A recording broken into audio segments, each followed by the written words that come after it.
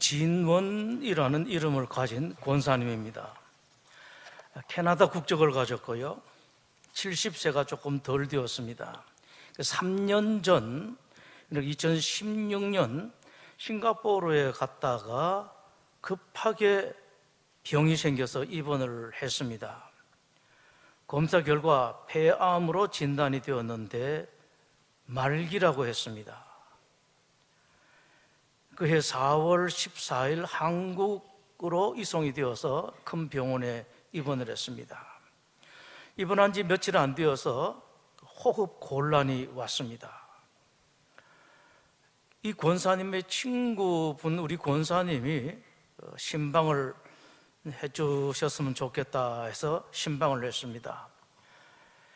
호흡도 제대로 안 좋고 또 말기 암 환자인데 표정이 아주 좋았습니다. 아주 밝았습니다. 그리고 믿음이 단단해 보였습니다. 이 정도 되면은 좀 이야기할 만하다. 이게 마음속에 있는 이야기를 다 해도 되겠다 싶어서 그날 오래간만에 믿음에 대한 이야기를 다 했습니다. 하나님께서 나를 가장 좋은 길로 인도하신다고 믿느냐? 대답을 하는데 그냥 건성이 아니라 저 깊은 곳으로부터 아멘합니다. 하나님께서 어떤 길로 인도하시든지 좋으니까 다 받아들일 수가 있겠느냐? 그렇다. 그럼 이제는 일체 살겠다 생각하지도 말고 죽여주십시오 하지도 말고 하나님께서 인도하시는 대로 하라. 좋다고 대답을 했습니다. 근데 그분이 딱 하나 소원이 있대요. 가족들이 캐나다에 있는데 캐나다 가서 죽고 싶다는 겁니다. 다시 이야기했습니다. 그냥 말하는 김에 소원 다 없었는데 캐나다고 미국이고 한국이고 자식이 어디든지 아무 데서나 죽이면 그냥 죽으시라고. 여러분, 이 정도 말할 수 있는 사람이라서 이런 말을 했습니다. 아무한테나 그렇게 말하는 거 아니니까 겁나시는 분들은 걱정 안 하셔도 됩니다. 하나님 하는 대로 해라. 캐나다가 어디냐, 비행기가 어디느냐. 비행기 탈 수 있는 그런 상태가 되지를 못했습니다. 비행기 탈 수 있는 상태가 되어서 캐나다 가서 죽었으면 좋겠다. 그래서 다 버리라. 좋다고 그랬습니다.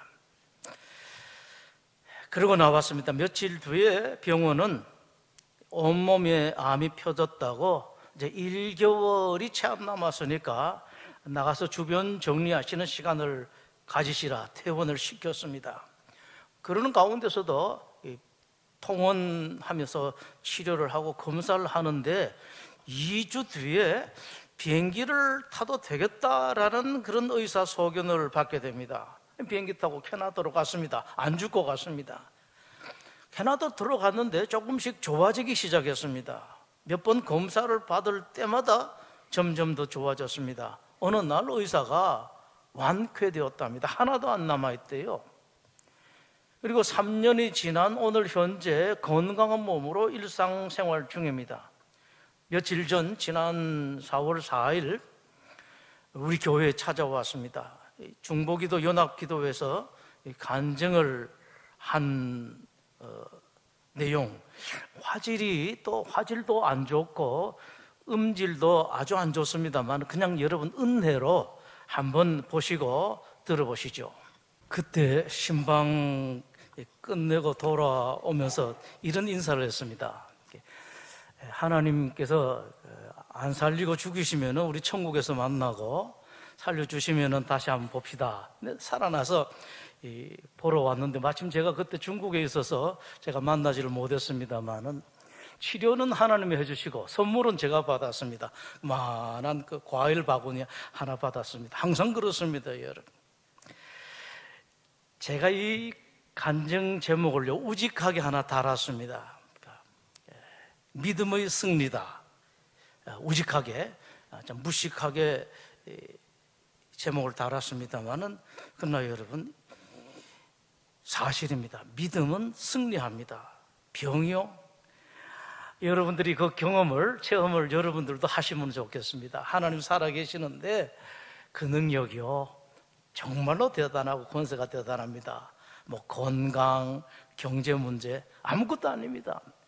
믿음이 있는 사람에게는 어떤 것도 이기지는 못합니다. 심리학자 존 코이에 따르면은 사람은 누구나 네 가지 유형 중 하나에 속합니다. 첫째는 인기가 있는 인정형, 수용형입니다. 받아들이는 사람, 아주 인기가 있습니다. 그런 사람이 있는가 하면 두 번째는 사람들의 호감을 사지 못하는 비호감 사람, 거부형, 배척형이 있습니다. 사람들을 거부하고 배척하고, 아십시오 여러분, 내가 배척하고 내가 거부하면은 나도 배척당하고 나도 거부당하는데 이 사람들이 많이 몰라요. 셋째는 중간입니다. 인기도 있는데 그러나 비호감이 있는 사람들, 양면형이라고 말하고요. 네 번째는 이것저것도 아닌 그 무시형이 있습니다. 중요한 사실 하나는 어린 시절에 형성된 이 유형은 환경이 바뀌어도 쉽게 변하지 않는다는 사실입니다. 실제로 10살짜리 아이들 대상으로 실험을 했습니다. 함께 하는 사람도 바꾸고 환경도 바꿨습니다. 그런데 인기도는 변하지 않았습니다. 예를 들면은 인정형, 수용형, 아주 사람들에게 호감을 사는 그런 아이는 다시 인기를 얻는데 환경이 바뀌어도 함께하는 사람이 바뀌어도 1시간 만에 다시 인기를 얻더랍니다. 다 바뀌었는데도 불구하고 그 아이들과 함께 놀기 위해서 어떻게 하면 재미있게 노는가 기발한 생각을 해서 함께 놀더라. 반대로 거부하고 배척하는 그런 아이들은 바뀐 환경에서도 함께하는 아이들에게도 여전히 욕을 하고 비판을 하고 큰 소리 치고 위협을 하고 대장 노릇을 하려고 했습니다. 여러분, 이 대장 노릇 할 만한 사람은 당연히 대장으로 인정을 해줘요. 그런데 감이 안 되는 사람들이 대장 하려고 그러면 되게 밉상이거든요. 그러다가 배척되었습니다. 이런 아이들은 숨바꼭질 할 때도 숨습니다. 그럼 다음에 술래가 있으면 이 숨으면 그런 아이들은 찾으러 가지도 않았답니다. 실험 결과 어린 시절 경험하는 인기 유형은 평생 지속할 가능성이 높더라라는 것입니다. 전학을 가도 고등학교 입학해서도 성인이 되어서도 다른 사회 집단에 들어가서도 심지어는 결혼을 해서도 인기 있는 사람은 여전히 인기가 있고 인기가 없는 사람들은 여전히 인기가 없는 길을 가더라라는 겁니다. 이 말은 즉 사람은 바뀌지 않는다는 말입니다. 그러나 여기 끝이 아닙니다. 여기에 중대한 변수가 하나 있습니다. 그건 하나님의 변수입니다. 아무리 바뀔 것 같지 않는 사람도 하나님께서 한 번 손대시면은 손가락 하나만 대시면 아니 얼굴 한 번만 힐끗 쳐다봐 주시기만 해도 바뀝니다. 바뀌지 않을 도리가 없습니다. 하나님께서 작정을 하시고 손을 대시고 하나님께서 결심을 하시고 한번 쳐다보시면은 그 사람이 바뀝니다. 바뀔 수밖에 없습니다. 오래전 아주 옛날 골로새 교회에 빌레몬이라는 교인의 집에 오네시모라는 이름을 가진 노예가 하나 있었습니다. 이게 별로 도움이 안 돼요. 주인에게 늘 걱정시키고 나중에는 주인에게 큰 해를 끼치고 도망을 갑니다. 이 도망간 별로 득이 안 되는 노예 오네시모가 예수님 만납니다. 사람이 바뀌었습니다. 옛날에는 아무짝에도 쓸모없던 사람이 이제는 대단히 유익한 사람이 되었습니다. 더 후에는 기독교 역사상 가장 위대한 기독교 어른 중에 한 사람이 되었습니다. 빌레몬의 이야기입니다. 성경 역사에 있어서 가장 대표적인 경우가 예수님 다음으로 가장 위대한 인물 바울입니다. 바울이 되기 전 사울은 기독교 입장에서 볼 때는 전혀 아닌 사람이었습니다. 저 사람은 절대로 아니다. 기독교에 있어서는 절대로 아니다. 라는 그런 사람이었습니다.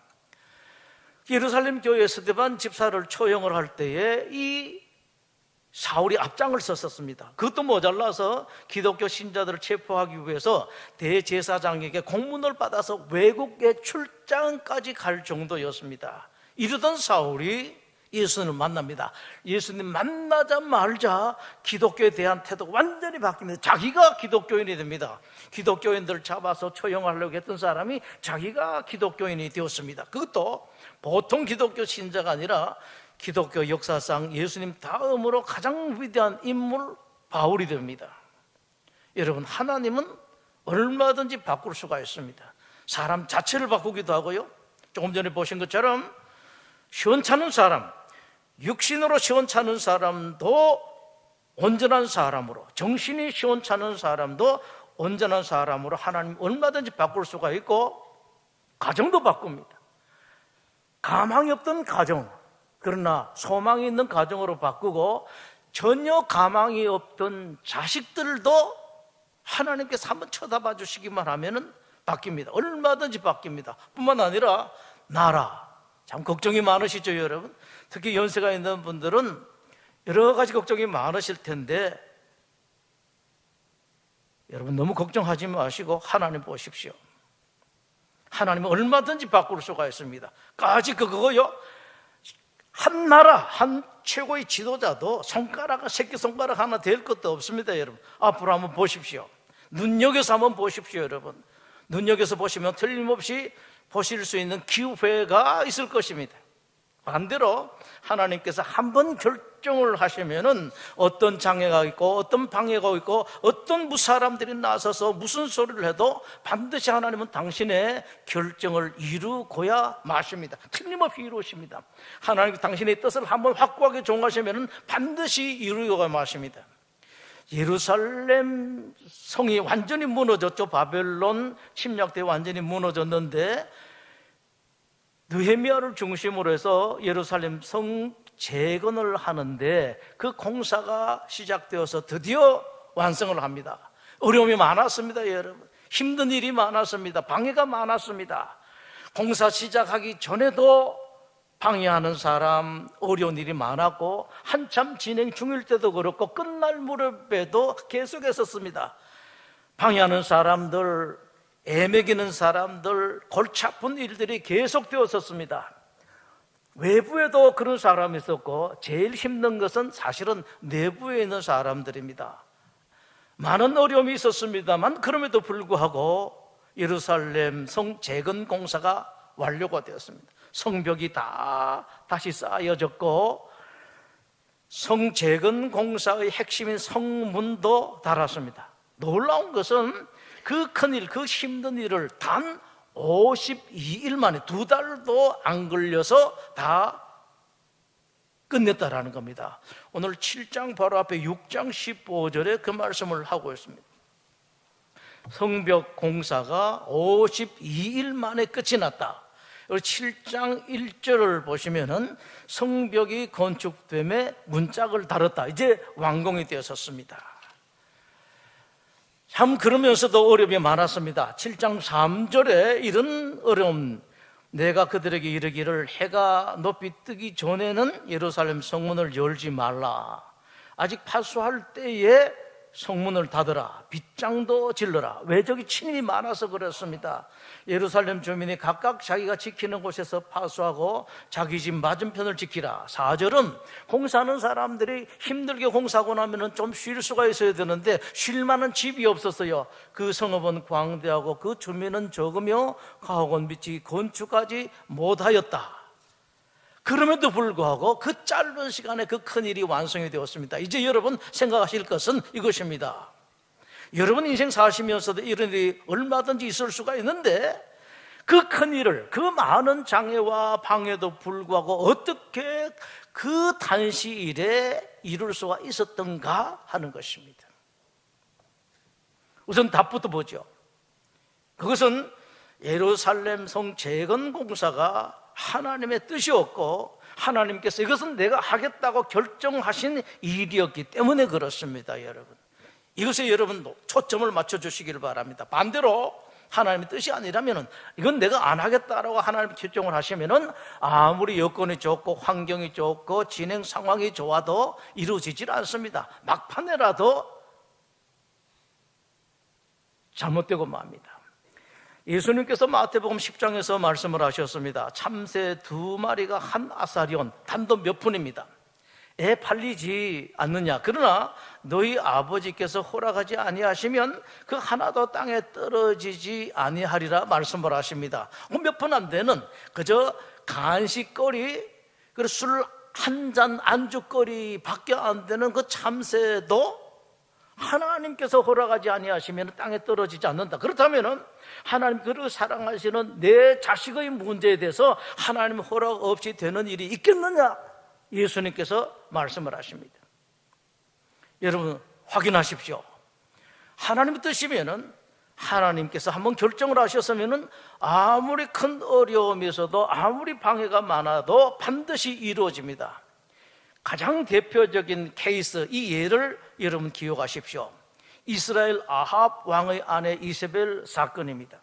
어느 날 하나님이 선언하십니다. 아합의 피를 개가 핥을 것이고 개들이 이세벨을 먹을 것이다. 아합은 얼마 있지 않아서 그랬습니다. 아합이 죽어서 피를 흘린 것을 개가 핥았습니다. 그런데 이세벨은 상당한 세월이 지나가도 아무 일이 일어나지 않습니다. 세월이 가고 또 가도 여전히 그대로 있습니다. 하나님 말씀은 그냥 빈 말씀으로 끝나는 것 같았습니다. 이세벨은 태후의 자리에서 온갖 호강을 다 누립니다. 14년이라는 세월을 누립니다. 정말 그대로 끝나는 것 같았습니다. 그러나 여러분, 다시 여러분 들으시고 믿으십시오. 하나님께서 한번 결정하신 일은 그냥 지나가지는 않습니다. 14년째 되는 어느 날 나라에 반란이 일어납니다. 그래서 이세벨의 아들 왕이 살해됩니다. 반란군 대장이 이세벨을 찾아갑니다. 그때 이세벨은 저 높은 곳에서 성경은 이렇게 말씀을 하고 있습니다. 머리를 꾸미고 얼굴을 치장하고 있더라. 반란군 대장이 아래에서 소리치릅니다. 그 위에 누가 없느냐라고 했더니만 여기 있는데 하니까 누가 저 이세벨을 창밖으로 갖다 던져라 라고 말합니다. 던져버립니다. 넷이 몇 사람이 이세벨을 창밖으로 던집니다. 높은 곳에 떨어져서 몸이 깨어져서 죽습니다. 한참 있다가 반란군 대장이 그래도 그렇지 그 시체라도 땅에 좀 묻어주라.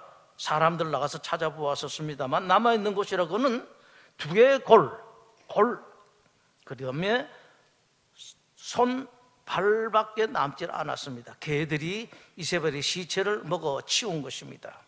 14년 전에 하셨던 하나님 말씀이 그대로 이루어졌습니다. 이것을 확실하게 아는 사람이 있었습니다. 사도 바울입니다. 감옥에 갇혔습니다.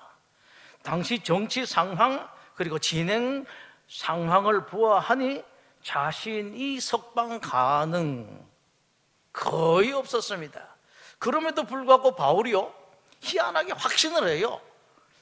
상황이 그렇지 않은데 모든 것을 다 짚어봐도 석방될 것 같지가 않은데 자기는 석방될 것이라고 확신을 합니다. 흔히 사람들은 그런 생각을 꼭 내가 내 소원을 이루고 싶으면 믿습니다 하지요. 쌍시옷 바람해가면 믿습니다 하는데 이 바울은 거기 안에 있었어요. 자기가 그렇게 확신하는 근거가 있었습니다. 모든 것을 보니 자기가 지금까지 선교할 때 아직까지 선교 남은 일들 저 일들 보니까 지금까지 하나님께서 자기를 이끌어 주시고 도와주셨고 지금 남아있는 일도 이건 틀림없이 하나님께서 자기에게 일을 맡기실 것 같다라는 그런 생각입니다. 그렇다면 하나님께서 나를 쓰실 일이 있는 한 나는 죽지 않을 것이다. 그래서 나는 죽지 않고 석방된다라는 확신을 합니다. 과연 바울은 석방이 되었습니다. 여러분, 이 일을 하면 될까 말까, 이 일이 이루어질까 아닐까 혹시라도 궁금하신 일들이 있으시면 무엇보다도 여러분들이 꼭 짚으실 것이 있습니다. 이것이 하나님의 뜻인가라는 겁니다. 이것이 하나님 보시기에 기뻐하실 만한 것인가, 이것이 하나님께 유익이 될 것인가, 먼저 꼭 이것을 짚으십시오. 이것만 짚으시면 돼요. 싶으시는데 여러분들에게 제가 당부드리는 것은 말로만 짚는 것이 아니라 정직하게 짚으십시오. 정직하게. 그저 내가 바라기 때문에 하나님께 이렇게 생각하실 것이다가 아니라 나는 다 없애버리고 하나님께서 공정하게 보실 때 과연 이것이 하나님께 좋은 일이고 하나님 기뻐하실 만한 일이고 이 사업에 득이 될 만한 일인가를 여러분들 잘 짚어보셔요. 정직하게 짚어보셔야 돼요. 짚어보신 결과 그것이 하나님의 뜻이 맞는 일이라면 그냥 밀고 나가세요. 물론 애를 쓰시는데 너무 많은 애를 쓰지는 마십시오. 하나님 한번 결정을 하셨으면요 애 많이 쓰실 필요가 없어요. 최소한 여러분들 하실 일은 해야 되겠습니다만은 죽으라고 애쓸 건 없습니다. 하나님 알아서 하십시오. 안 하면 하나님 손해입니다. 이런 배짱을 좀 가지고 사십시오. 그리고 만약에 정직하게 짚으셔서 이것이 하나님의 뜻이 아니라면, 하나님께서 기뻐하시는 일이 아니라면 얼른 포기하십시오. 하나님 뜻이 아니라면 아무리 여러분들이 힘쓰고 애를 쓰고 죽을 고생을 다 해도 절대로 이루어지지 않기 때문에 헛고생을 합니다, 여러분.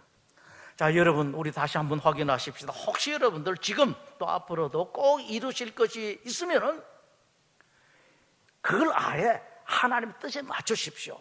경제 문제라면 예를 들어서 하나님, 이 경제 문제, 내가 이 경제 문제 이걸 가지고 하나님께서 기뻐하시는 일을 하겠습니다. 힘들고 어려운 사람들 돕겠습니다. 이렇게 하시는 거예요.